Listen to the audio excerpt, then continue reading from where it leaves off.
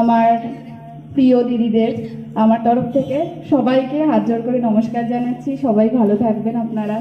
আর আজকের দিনটায় আসতে পেরে খুব আনন্দ পেয়েছি আমরা। এরকম অনুষ্ঠান প্রত্যেক বছর হোক, আমরা এটাই কামনা করি। কবিতা দিয়ে আমি মানে বলছি, জানি না কেমন লাগবে আপনাদের। আর যদি কোনো ভুল হয় আপনারা প্লিজ ক্ষমা করে দেবেন আমাকে।